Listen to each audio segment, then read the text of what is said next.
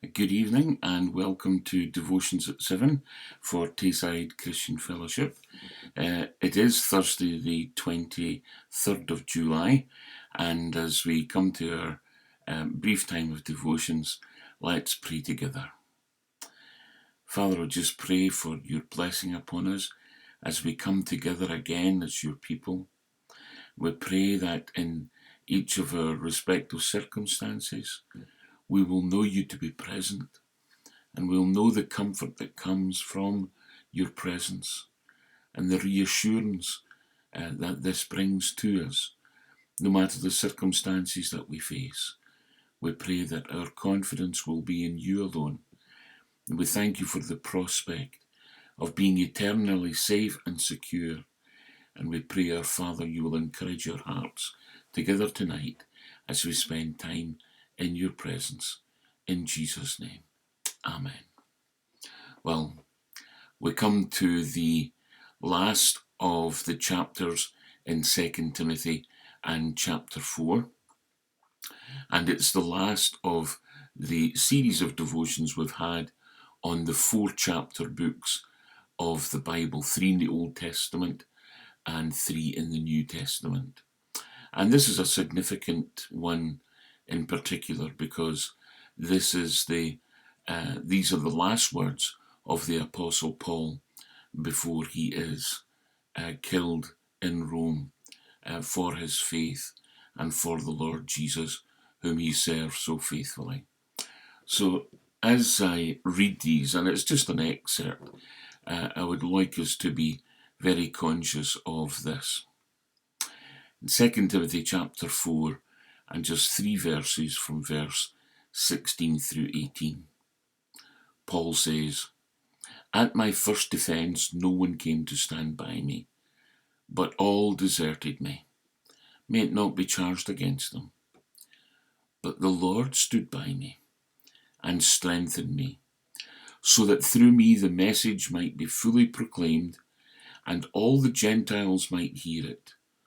So I was rescued from the lion's mouth. The Lord will rescue me from every evil deed and bring me safely into his heavenly kingdom. To him be the glory forever and ever. Amen."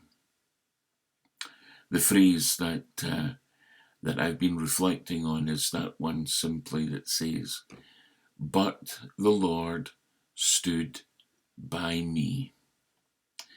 Now, Paul is longing for the companionship of his young protege, Timothy, the pastor at Ephesus. And he says, first of all, in verse 9, "Do your best to come to me soon." And then he repeats that in verse 21, but he says, "Do your best to come before winter." So Paul is facing potentially what he thinks is a very lonely and lonesome winter. He does say that only Luke is with him, as others have either deserted him, like Demas, or they have gone away on some commission or other, like Crescens, Titus, and Tychicus. He is missing them all, and he's also missing his cloak, which is with Carpus in Troas. The apostle had left it there, maybe in the warm summer months, but now as things are getting colder, he's missing his cloak to wrap himself in. And he says, above all, the parchments. He's wanting to complete his writing. He feels lonely and abandoned. And presumably Luke was not present in Rome when Paul made his first defence, because he says that only Luke is with him after he writes about his first defence. Yet into this scene of abandonment and loneliness, Paul writes of a great exception. And that exception was, "But the Lord stood by me." And that's significant because it was the same Lord who had known himself what it was like to be forsaken in his moment of extremity.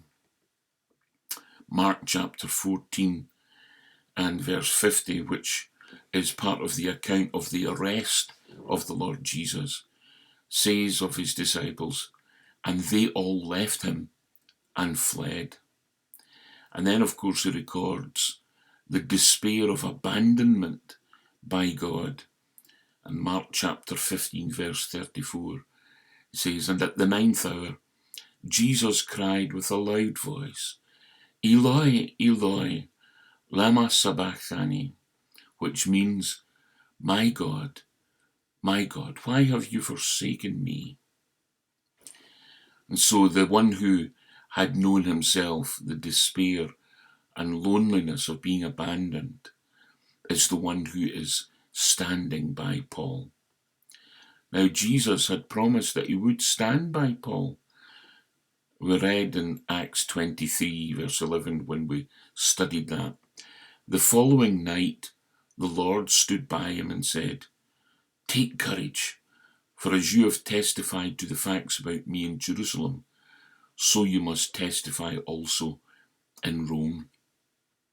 And Paul has that assurance that he's there at the will of his Lord Jesus, whom he has served. But as we have read the letter to Timothy, we get that sense that Paul knows that he's coming to the end, that there is a sense of accomplishing what he was commissioned to do. And one of the most striking features of Paul's encouragement in this, his last letter, comes when the apostle uses a phrase that showed up in his letter to Timothy 4 years prior to that, his first letter to Timothy. And in that earlier letter, Paul exhorted Timothy to fight the good fight. And he uses that phrase twice in our chapter 1 of 1 Timothy and in chapter 6.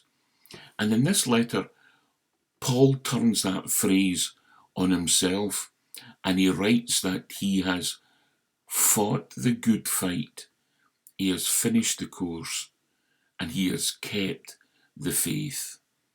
And as we've seen in this letter, Paul is saying to Timothy, do or continue to do what I have now done. It's your turn. And he's handing over the baton. And he knows in whom he has believed, and he's confident in the one who has called him, who has preserved him, and has now brought him to this point. And that faith is a present comfort. And even as he anticipates winter to come, well, even as we anticipate winter to come, whatever lies ahead of us at this moment, as we do that, we rest our confidence in the Lord.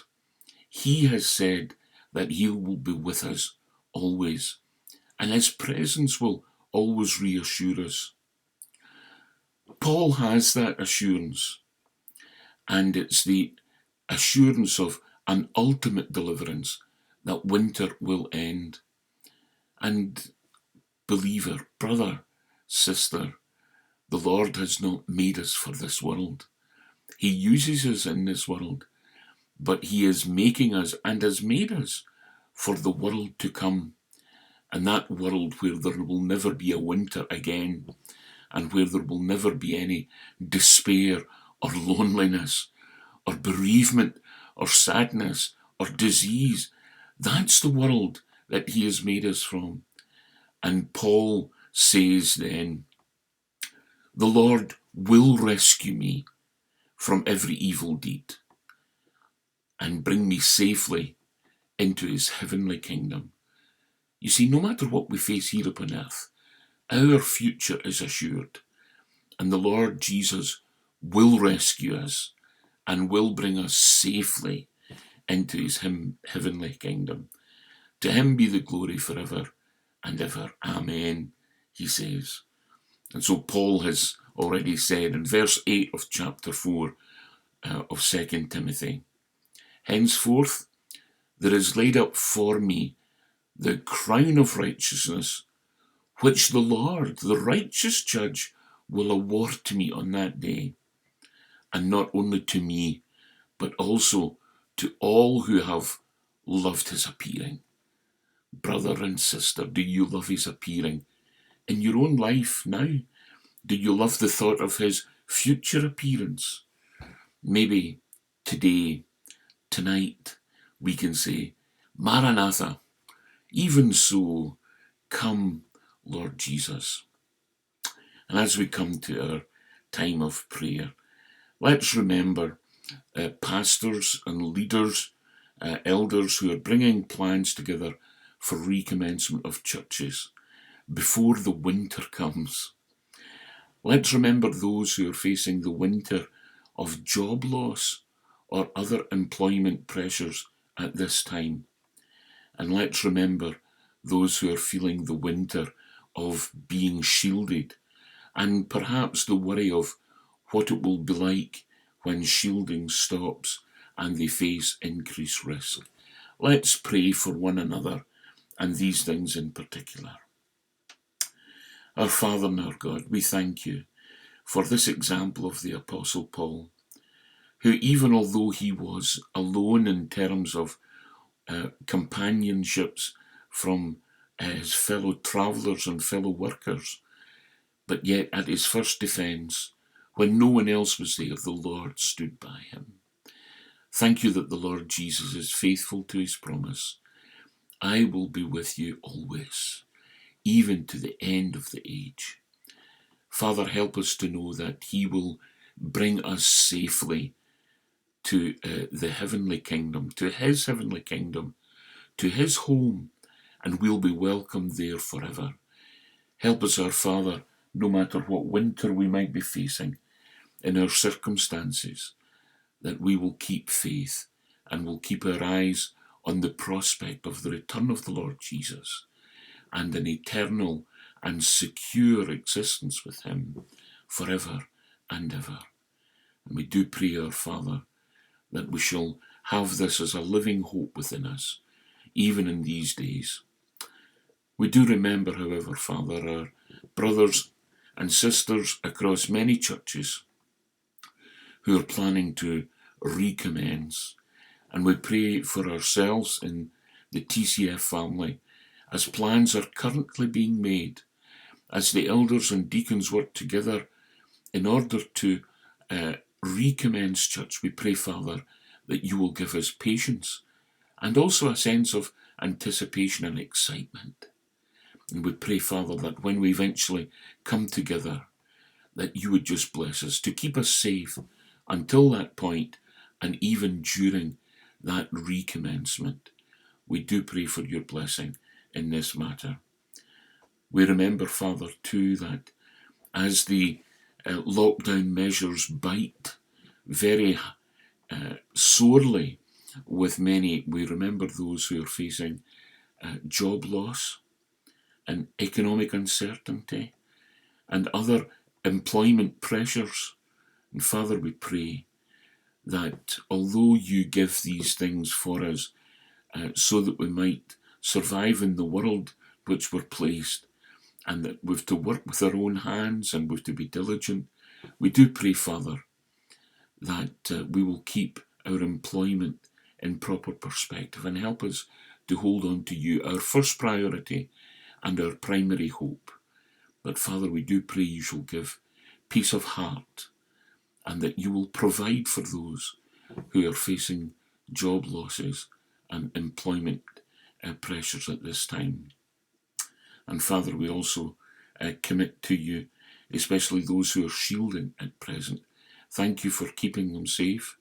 And we pray, Father, as the lockdown measures are relieved a little, as they're changed, and as increased risk perhaps is faced by those who have vulnerable health, we pray, Father, you shall be with them, again to keep them safe, and that we too will play our part in helping to keep them safe. Whatever we can do, help us to be responsible for our brothers and sisters. And Father, we just commit ourselves to you. Be with us for the rest of the evening and for our weekend in your will. Pray, Father, that we shall know your presence in whatever we do, and that we will remember that the prospect we have is of an eternal home in heaven. Help us to live in the light of that, to live in the light of eternity, and to, in the words of the Apostle Paul, to give you glory forever and ever. Amen. We commit ourselves to you in the Saviour's name. Amen. Thank you very much for being with us.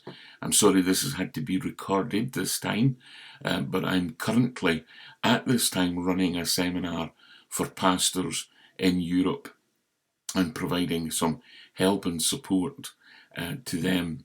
And I would appreciate your prayers for that activity. It will go on until about 8 o'clock tonight, but that's the way we want to serve God at this time. So may God bless you, and we'll see you over the weekend and next week.